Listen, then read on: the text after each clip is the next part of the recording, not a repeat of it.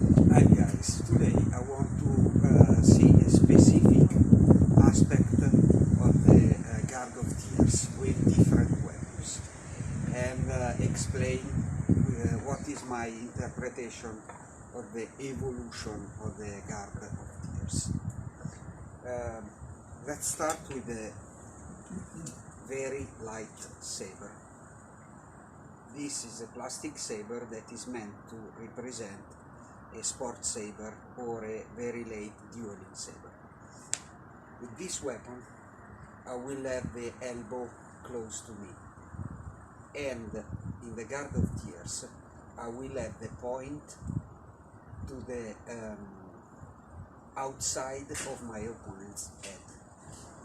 Why is it so? It is more resistant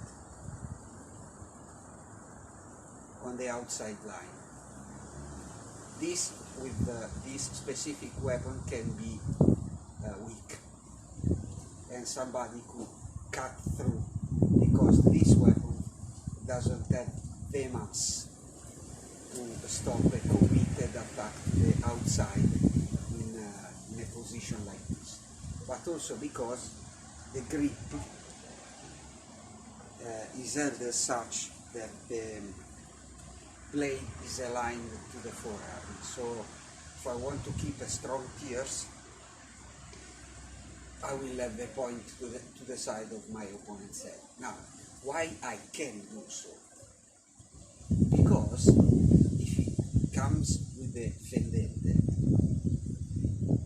this weapon has a light blade that allows me to quickly recover my point and parry quinta.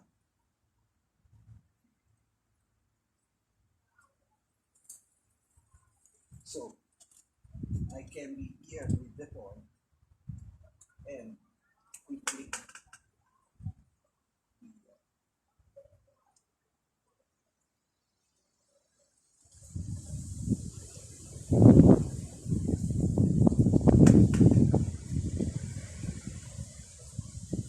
Why is it not so with other weapons?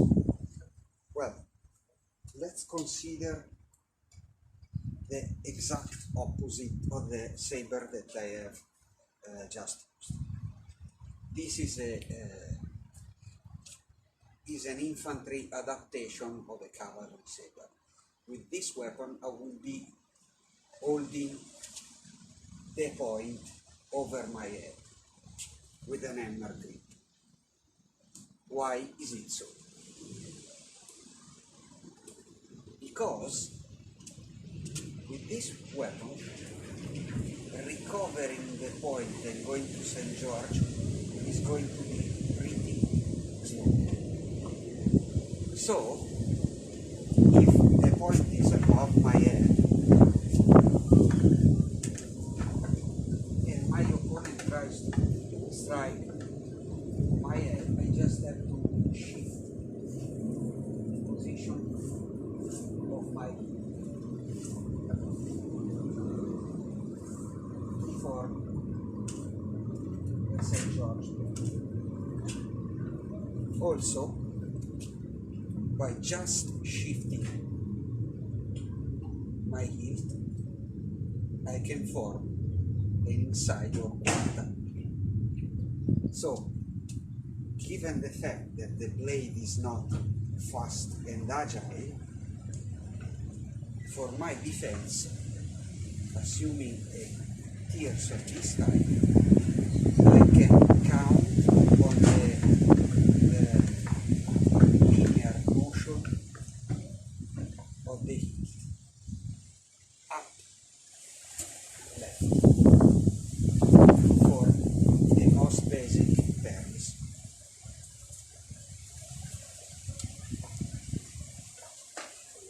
There are intermediate cases. The backsword has an agile blade, so to speak, because it is fairly well balanced, but it's still an heavy weapon, so I would rather use this kind of outside guard. then this, and count on collecting the point. From here I can go to St. George with a simple motion, and to the inside with a simple motion.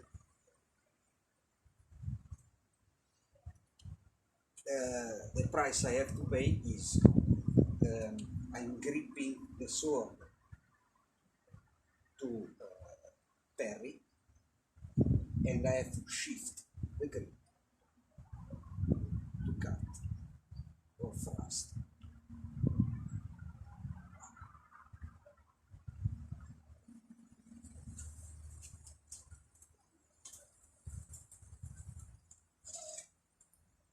This is a custom model by Black Fencer. It was made for me to represent an infantry saber, a reasonably light infantry saber of the mid-1800s. This can be used with terza. You can adopt a dueling saber tiers and parry like this, or I can use a more traditional grip and defend myself with the linear motion of the heel, changing the grip when I strike. So basically, I think that you choose the grip and the form of the tierce guard depending on the nature and the agility of the blade.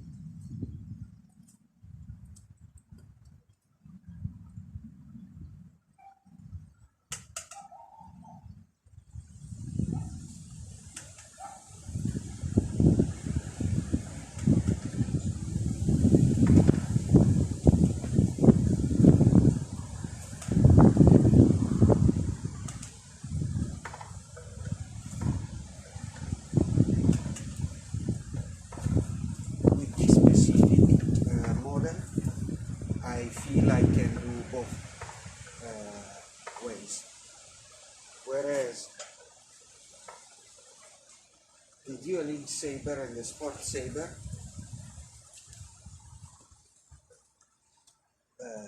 will be used preferably with the point to the side, but I think I could also keep a wide tierce and a point in the middle if I wanted. And I think the military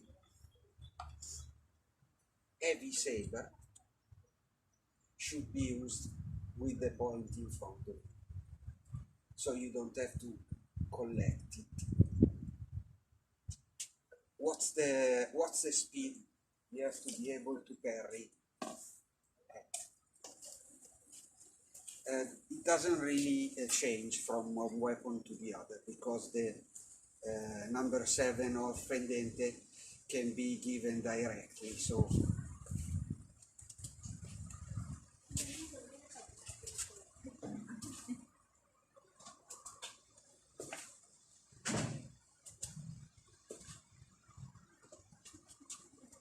and I'm not especially fast. Doesn't really change from one weapon to the other.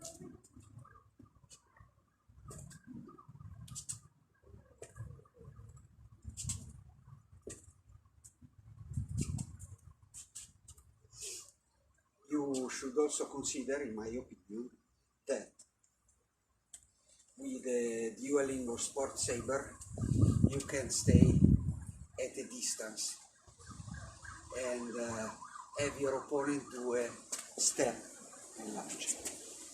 Not necessarily so with a military saber, with which you will be likely pretty close, so at lunging distance. This is also a reason why with the military saber, I think the traditional British approach, the